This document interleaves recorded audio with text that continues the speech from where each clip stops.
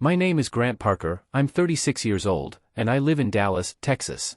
What I'm about to tell you happened on an Easter Sunday that started like any other family dinner, and ended with me taking back everything they thought they'd stolen from me.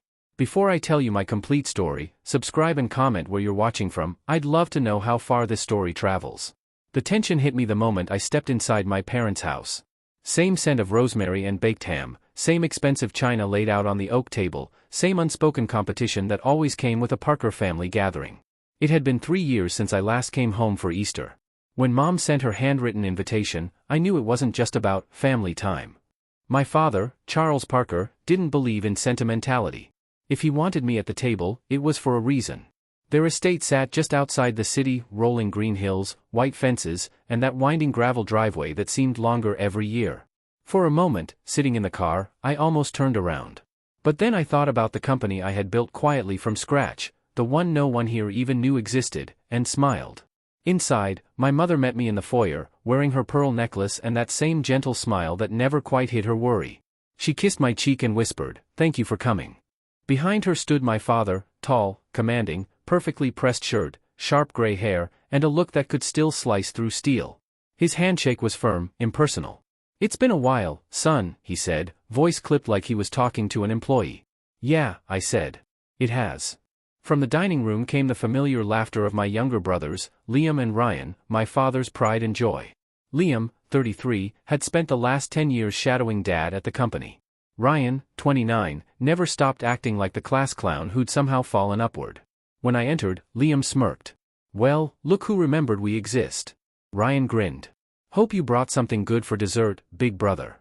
"Just myself," I said flatly. "That should be enough." Mom motioned everyone to sit. The table was set for 8, though there were only 6 of us: Mom, Dad, my brothers, their wives, and me. The chandelier gleamed overhead. The ham glistened. The fire cracked in the hearth. It should have felt like home, but it didn't. Every time Dad spoke, Liam and Ryan nodded in perfect sync, like trained soldiers. Mom kept trying to smooth things over, her voice bright and careful. But underneath the small talk, the air buzzed with something unsaid. "Business is booming," Dad said at one point, carving into his ham. "Liam just closed our biggest manufacturing deal yet." Liam smiled like a man already measuring his corner office. Ryan raised his glass. "To the next generation of Parker leadership." I didn't raise mine. Dad's eyes flicked toward me. "Still, teaching yourself to be an entrepreneur, Grant?" I met his stare. "You could say that." His smirk told me everything. He still thought I was playing pretend. See, 6 years earlier, I'd walked away from Parker Industrial, the company Dad had built from nothing and expected me to worship. We'd fought for months over modernization, ethics, treatment of workers, and finally, one night, I told him I was done. He called me naive. Told me I'd be back in a year. I never came back. Since then, I'd built something of my own, quietly, strategically, under a different name. My brothers thought I was struggling. My father assumed I'd failed. And I let them think that. Because what I was building wasn't just another startup, it was a corporate investment group designed to own companies like his. Now, sitting at that table, I could feel the irony waiting in the air. Mom asked about my work. I kept it vague: consulting, logistics, development. Liam rolled his eyes. "That's not work, that's hiding." Ryan laughed. "Probably still living off those savings." I didn't respond. Some truths are better left to the right moment. As dinner went on, I noticed Dad checking his watch. Liam and Ryan exchanged glances like they were in on something. Mom refilled everyone's glasses, her smile tightening. And then Dad cleared his throat and tapped his fork against his wine glass. Clink, clink, clink. The table went silent. He straightened, folded his hands, and said the words that would set everything in motion. "As of next month," he announced, "Parker Industrial will have a new owner." Mom's fork froze halfway to her mouth. Liam's grin widened. Ryan let out a low whistle. Dad smiled, pleased with the reaction. "After 40 years of hard work, I've finalized the sale to Trident Group. $80 million. It's done." My brothers erupted. "That's incredible," Liam said. "Congratulations, Dad." Ryan leaned back. "Guess that makes you the man of the hour." Dad's smile grew, sharp, deliberate. "It's the legacy this family deserves. Security for those who earned it." Then his gaze locked on me. "And to be clear, Grant, you'll receive nothing." Mom flinched. Liam smirked. Ryan chuckled. "Guess independence doesn't pay so well, huh?" The air in the room thickened. The fire popped in the hearth. I didn't move. Didn't blink. Dad leaned forward slightly. You made your choice, son. You walked away.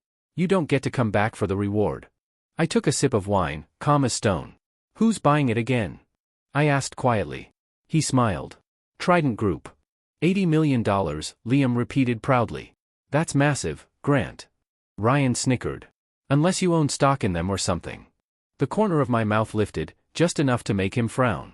Trident Group, I repeated, my tone even. That's right, Dad said. They know value when they see it, something you never did. I set my glass down, the crystal making a faint click against the wood.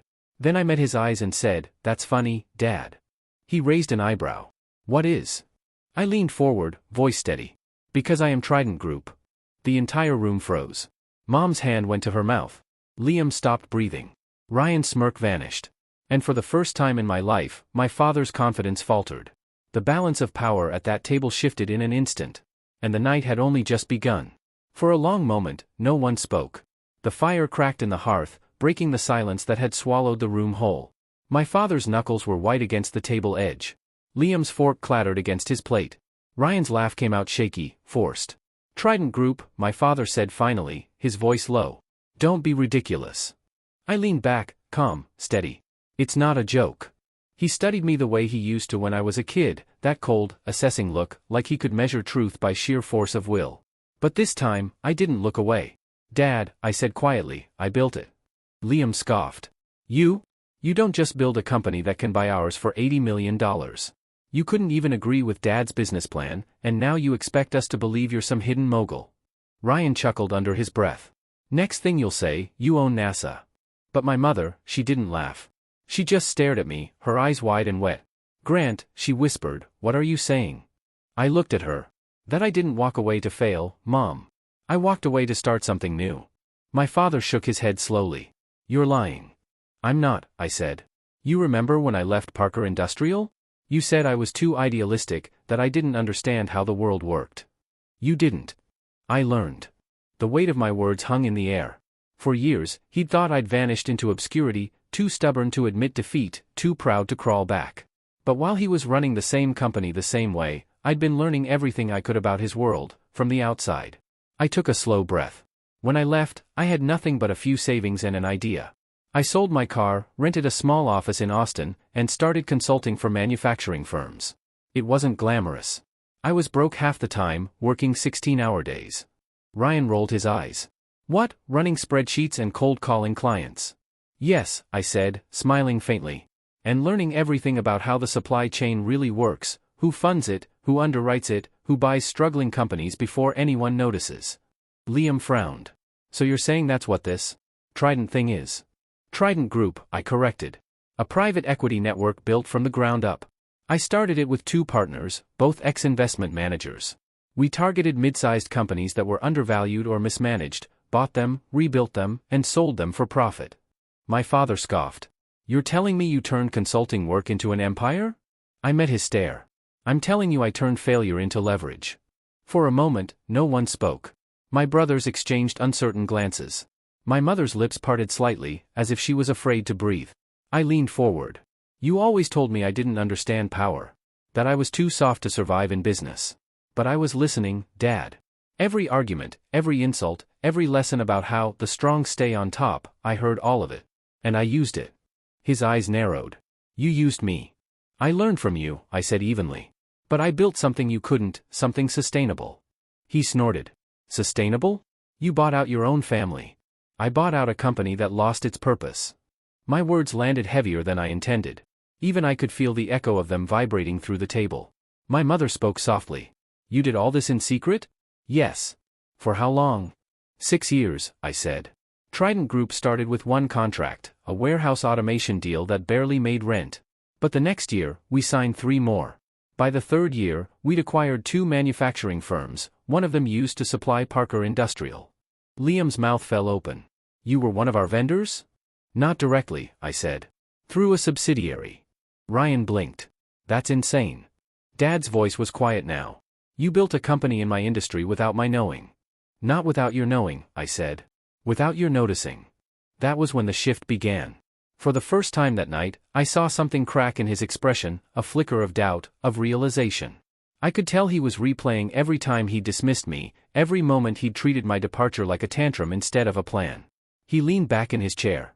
"So that's what this dinner was really about," he said. "You wanted to show off." "No," I said. "I came because Mom asked. But since you decided to announce the sale, I figured you deserved to know who you were selling to." The silence that followed was thick enough to cut. Liam rubbed the back of his neck. "So, wait. You've been watching the company this whole time?" "Yes." "For what? Revenge?" I shook my head. "For opportunity." Ryan frowned. "So what happens now? You fire all of us? Tear it down?" "No," I said. "Everyone keeps their jobs. I didn't buy the company to destroy it. I bought it to save it from turning into another outdated machine fueled by pride." My father's jaw tightened. "You think you can run Parker Industrial better than me?" "I already am," I said quietly. His chair creaked as he leaned forward, his eyes hard. "You think this makes you my equal? You don't know what it takes to carry the weight of a company that size." "Maybe not your way," I replied. "But I know what it takes to make it last." For the first time in my life, his stare wavered. It wasn't fear. It was recognition. The kind that happens when a man finally realizes the son he underestimated has become everything he claimed he couldn't be. I could feel my pulse in my throat. My brothers sat frozen, their faces pale, their arrogance stripped away. My mother's hand trembled around her glass, her expression a strange mix of pride and disbelief. The balance at that table had shifted completely. And in that moment, I knew, this wasn't revenge. It was reclamation. The fire had burned low in the hearth, throwing long, jagged shadows across the dining room walls. For a while, no one moved. The air felt heavy, thick with the kind of silence that follows an earthquake, when everyone's still trying to decide whether to speak or just let the dust settle. My father was the first to break it. "Congratulations," he said finally, his voice sharp enough to cut glass. "You've outsmarted us all. Built your little empire. Is that what you wanted? To humiliate me?" I looked at him steadily. "This was never about humiliating you." "Could have fooled me," he snapped. "You waited until this dinner, this family, to make your big announcement? What, you couldn't pick up the phone like a civilized man?" "I didn't know you were selling the company," I said. "But you made it public at this table." "I just returned the favor." He glared at me, his jaw tightening. "You've always had a flair for drama, Grant. Always needed to make a scene." "I didn't need to," I said quietly. "You handed me the stage." Liam shifted in his seat, the smug grin gone. His voice cracked when he spoke. "So all that talk about hard work and loyalty, what was that worth if you just bought us out from under our own name?" Ryan's arms were crossed now, his usual smirk replaced by confusion. "You're telling me this whole time, you've been the competition?" "Not competition," I said. "Progress." My mother's voice came out soft, almost pleading. "Grant, you should have told us." "I couldn't," I said gently. "You know what Dad would have done if he found out." Her lips pressed together. She didn't argue. Dad stood suddenly, pushing his chair back with a screech that made everyone flinch. His hands braced the table. "You think this makes you better than me?" "No," I said. "It makes me free from you." His face reddened. "You're nothing without my name." I leaned forward. "Then why did your company just sell itself to me?" That hit harder than anything I could have planned. Liam's head dropped.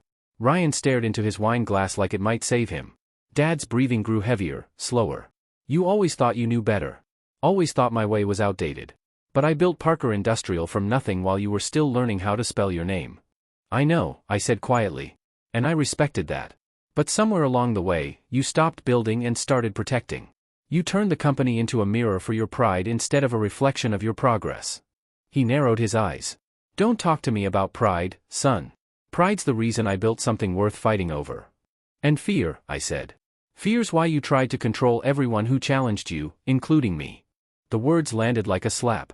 For a moment, I thought he might shout, but he didn't. He just looked at me, really looked at me, like he was seeing something he couldn't quite name. Ryan finally broke the silence. "So, what now? You gonna fire us?" "No," I said. "You'll stay if you can prove you're worth staying. Same as anyone else." Liam's voice was low, shaking slightly. "And if we don't? Then you'll have to do what I did," I said. "Start from scratch." Liam let out a bitter laugh. "You'd really throw your own brothers out?" "I'm not throwing anyone out," I said. "I'm giving everyone a choice." Dad sat back down slowly, his movements deliberate. His gaze never left mine. "You think you've won something here," he said. "But business isn't about winning once. It's about staying on top. You'll learn that the hard way." "Maybe," I said. "But at least I'll learn it on my terms." He chuckled bitterly. You're playing with fire, son. And fire doesn't care who lights it. Neither does progress, I said. The words hung between us like smoke. For the first time in years, the balance of power in that house had shifted. My brothers, once loud and overconfident, now sat silent, the weight of the new reality pressing down on them. My mother's hands trembled slightly as she poured herself another glass of wine, her eyes flicking between us. Your father needs time, she said quietly. So do your brothers. They didn't see this coming. I didn't expect them to, I said. She looked at me, her expression softening. He's stubborn, Grant. But deep down, he'll respect what you've done. I gave a small nod. Maybe. Or maybe this is the one thing he'll never forgive. Her voice wavered. He will, eventually. He just needs to see you not as competition, but as what you are, his son. Being his son never earned me respect, I said. Maybe being his equal will. Later that night, the house had gone quiet. Liam and Ryan had disappeared to the den, their low murmurs drifting down the hall. My mother was in the kitchen, washing dishes with slow, distracted movements. My father's study door was closed, locked, most likely. I stood alone in the dining room, staring at the empty table. The smell of dinner still lingered, honey glaze, wood smoke, and tension. The documents were still there, the ones with the Trident Group signature, my signature. I picked them up, folded them neatly, and slid them back into my jacket pocket. When I turned to leave, my reflection caught in the window, not the boy who used to beg for his father's approval, but a man who'd earned it, whether it was given or not. Behind me, I heard the soft click of a door opening. My mother stood in the doorway, her expression unreadable. Grant, she said softly, he'll come around. He always does. I smiled faintly. Maybe. But this time, he'll have to knock first. Her lips curved into the smallest of smiles. You sound more like him than you realize. Maybe, I said. But I hope I'll do better. When I stepped out into the cool Texas night, the stars looked sharper somehow, like the whole sky had been holding its breath and finally exhaled. For the first time, I felt something I hadn't felt in years. Not victory. Not revenge. Just peace. Because I finally understood that real power doesn't come from control. It comes from walking away, and coming back on your own terms.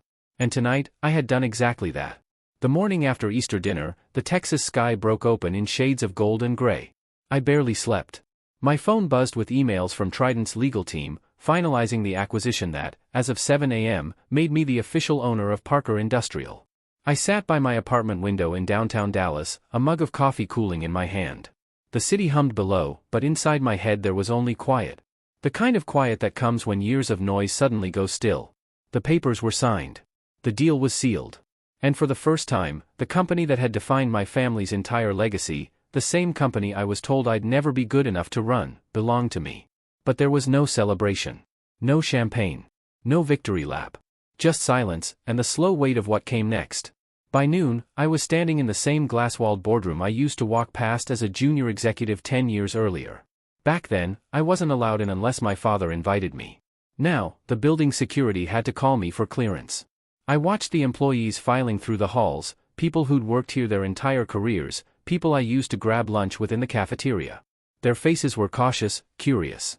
The news had already spread. When I walked into the boardroom, Liam and Ryan were already there. They looked out of place in their own office. Liam spoke first. So it's official, huh? It's official, I said, setting my briefcase on the table. Ryan leaned back, arms crossed. You really did it. Yeah, I said. I did. There was no arrogance in my tone, no satisfaction, just truth. Liam exhaled. Dad's not talking to anyone. He locked himself in his study last night. Mom says he hasn't eaten. I nodded once. He'll come around. You sure about that? Ryan asked. Because I've seen him mad, but I've never seen him like this. He's not mad, I said. He's recalculating. That earned a quiet laugh from Liam. Yeah, that sounds like him. I looked around the boardroom. The same mahogany table, the same portraits of Dad from industry awards, still hanging like monuments. We'll be keeping most of the structure the same, I said. But we're going to operate differently. Ryan's eyebrows raised. Differently how? More transparency. More investment in innovation. Better pay for workers on the floor. We stop running like it's still 1998. Liam gave a skeptical look. That's going to cost a fortune. It'll cost more to stay stagnant, I said simply. He didn't argue. He couldn't. Because deep down, even they knew the company had been slowing under Dad's old-school methods. That evening, after the first day of transition meetings, I drove back to the Parker estate. The house looked the same, but the energy felt different, like even the walls knew something had shifted. Mom met me at the door, her smile tired but warm. "You came back." "I had to," I said. "He deserves to hear it from me." She nodded. "He's in the study." I walked down the hallway, my shoes sinking into the thick carpet. The door was half closed, a line of amber light spilling through. I paused for a second before knocking. "Come in," came his voice, low, tired, but unmistakable. When I stepped inside, my father was sitting behind his desk, the same one I'd watched him rule from my entire life. His sleeves were rolled up, and there were papers spread across the surface, old contracts, framed photos, a whiskey glass half empty. He didn't look up.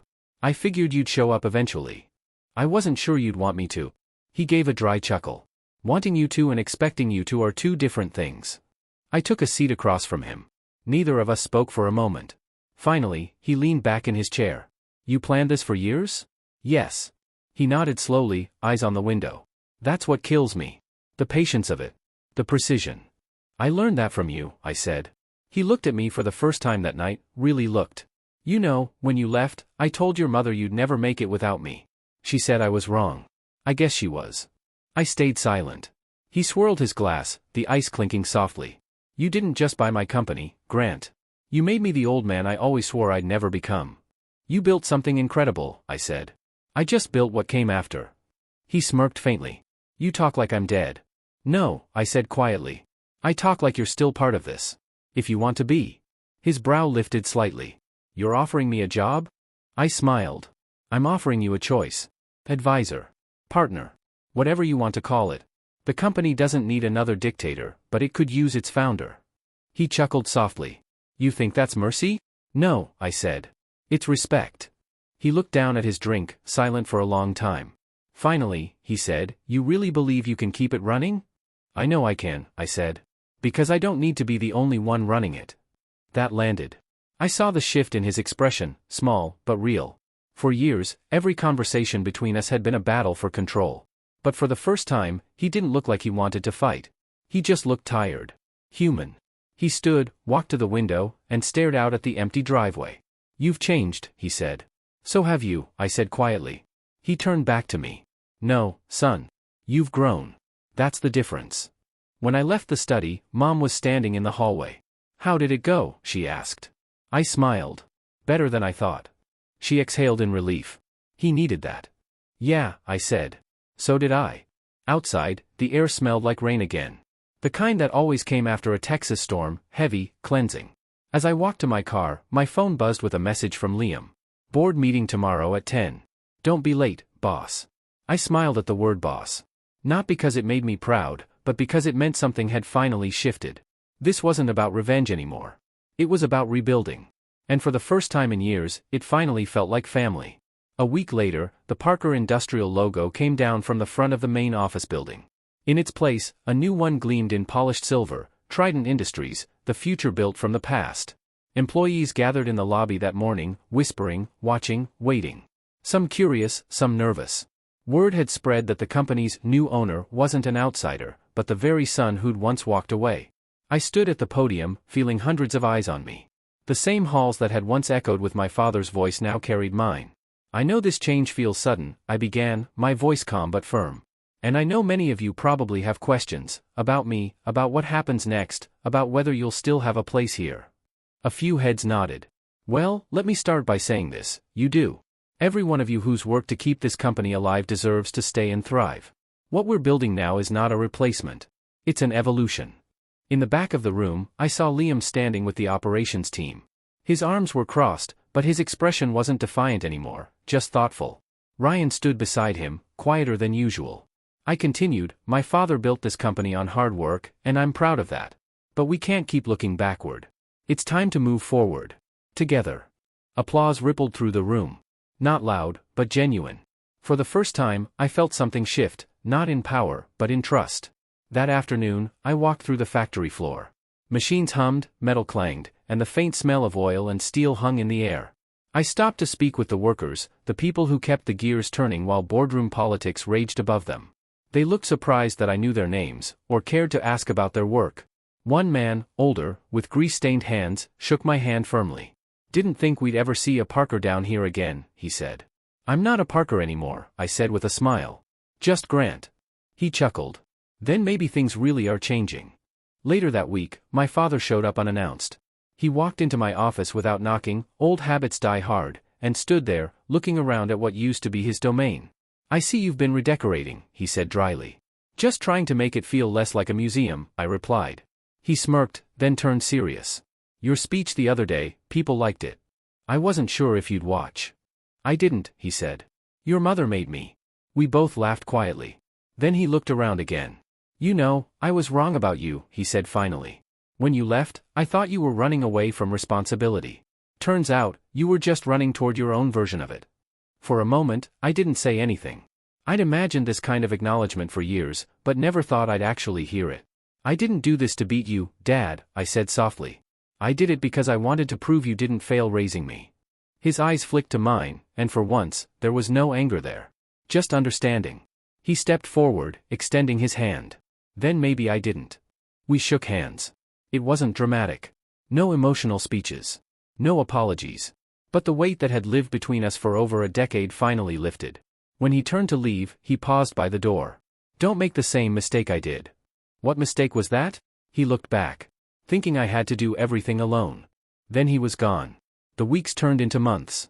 Liam stayed on as operations director, and for the first time, he actually listened when I spoke. Ryan ran logistics, and though we clashed at times, he stopped treating me like an outsider. And Mom, she finally started hosting family dinners again, but this time, without the tension that used to fill every room like smoke. At one of those dinners, Liam raised a glass. To second chances, he said. Even Dad smiled when he clinked his glass against mine. One night, long after everyone else had gone to bed, I walked through the quiet offices of Trident Industries. The city lights glowed through the windows, reflecting off the glass walls and polished floors. On my desk sat the original Parker Industrial sign, old, scratched, but still intact. I'd kept it as a reminder of where it all began.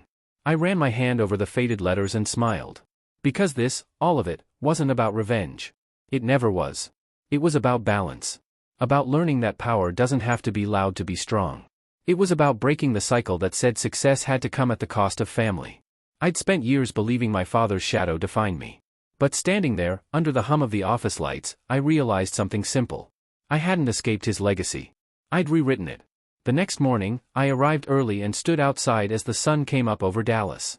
A group of young interns walked past the building, laughing, carrying coffee cups and notepads, the next generation stepping into a company reborn. And in that moment, I thought about the boy I used to be, sitting at a dinner table, being told he'd never measure up. He'd believed it once. But not anymore. Because he had built something real. Would you have done the same? Tell me in the comments below, and don't forget to subscribe for more stories like this one.